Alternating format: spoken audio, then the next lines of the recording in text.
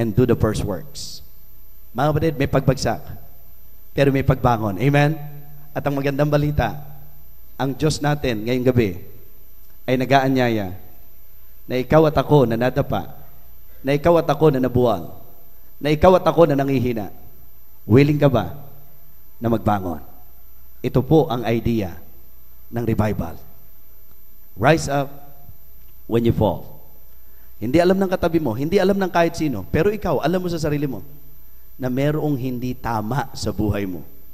Iayos na po natin yan ngayong gabi. Amen? May mga bisyo na nababalik-balikan mo pa. Mga kapatid, isuko mo na ng lubusan yan sa Panginoon ngayong gabi. Meron pong mga kawalan ng katapatan sa buhay paglilingkod natin. Itutuloy mo pa rin ba yan? Diba? Magpapatuloy ka pa ba sa ganyang practice? Siguro ngayong gabi, ito na ang pinakamagandang pagkakataon for you to enjoy yung kanyang napakagandang plano. Mga kapatid, be sensitive sa kanyang purpose. Subject sa kanyang processing.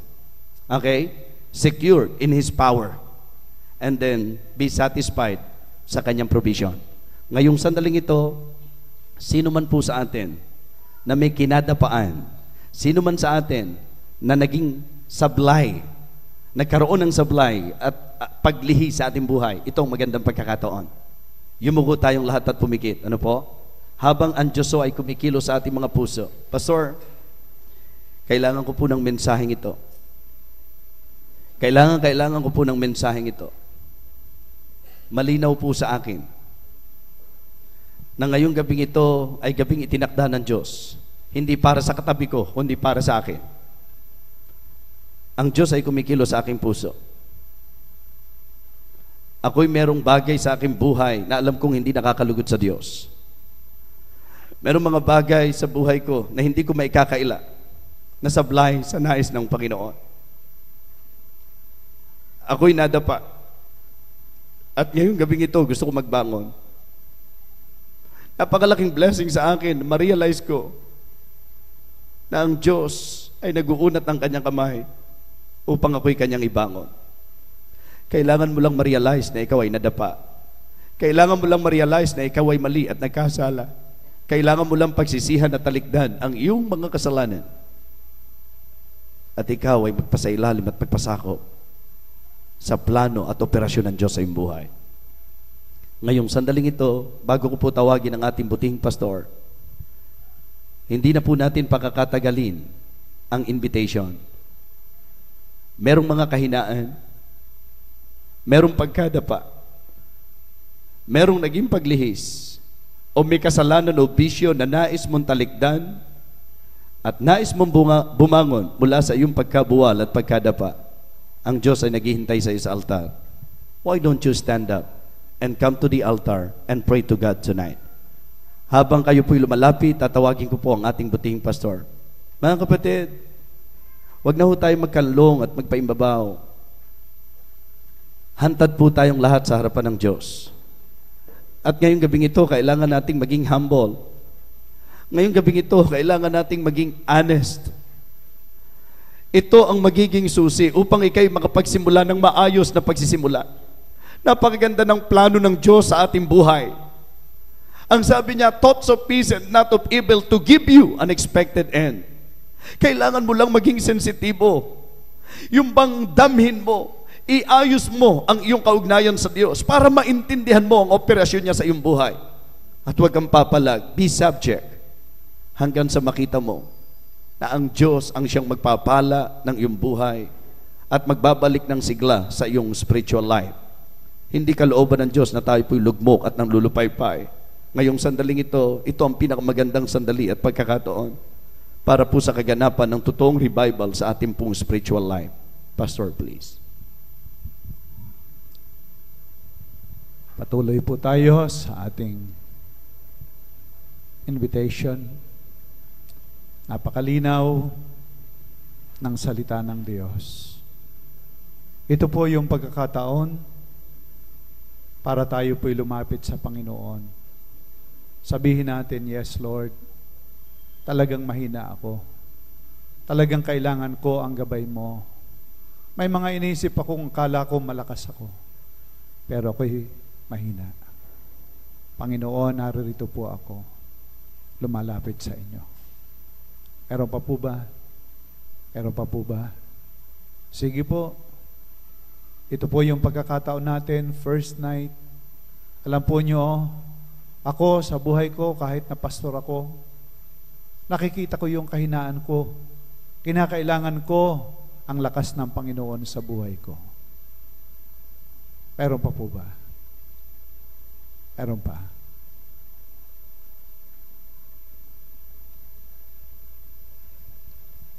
Panginoon namin Diyos, aming Ama,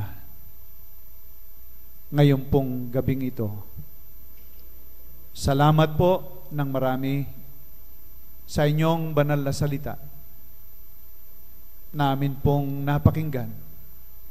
Tunay nga po, Panginoon, na kayo ay napakabuti sa amin.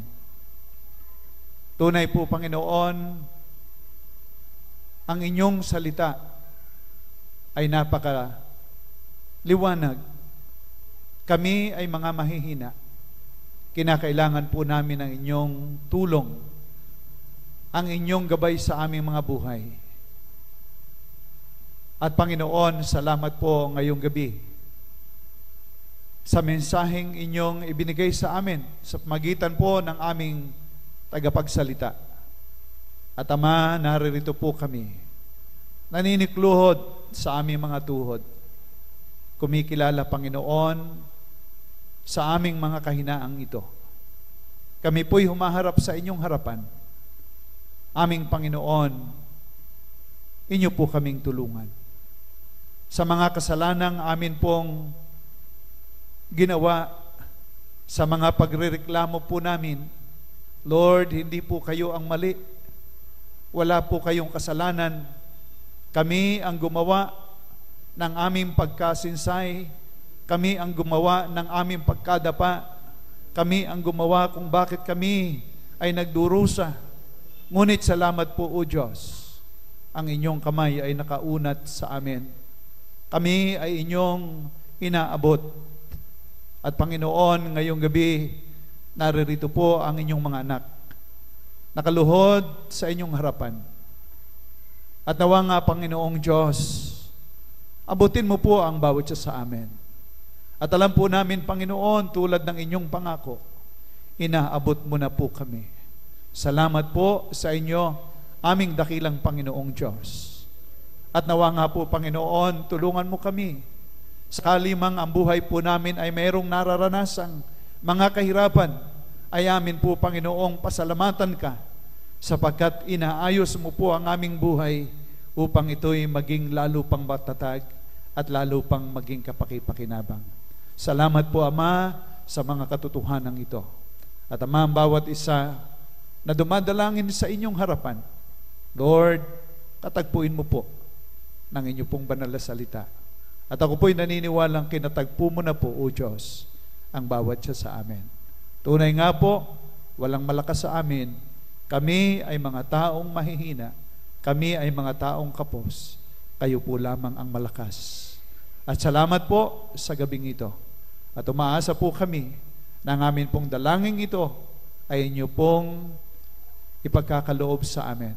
Sapagkat ito'y aming hinihingi sa inyo na may pagpapasalamat sa dakilang pangalan ng inyong anak, ang Panginoong Jesus. Amen at amen. Salamat po sa salita ng Panginoon. At tunay nga po na wala pong malakas sa atin. Kailangan natin ang Panginoon. Lahat tayo'y nadadapa. Ang matuwid lang ay tayo bumalik sa Panginoon at sabihin natin sa Panginoon, yes, Lord, I need your help. I need your strength. I need your guidance. So, salamat po sa Panginoon. At ako po'y naniniwala na tayo nga po'y napagpala na ng Diyos sa Kanyang banal na salita. Amen? Amen. So, salamat po sa Panginoon. At sana nga po ay palagi nating ilagay sa ating puso ang hangarin na tayo'y magpatuloy sa Panginoon. Huwag tayong lumihis. Kung sakali mang nakikita nating tayo'y nalalayo, ay bumalik tayo. Sapagkat naroon ang Panginoon, hinihintay niya tayo Huwag tayo magpatuloy sa ating lakad na mali. Sa halip ay tayo bumalik sa ating Panginoon.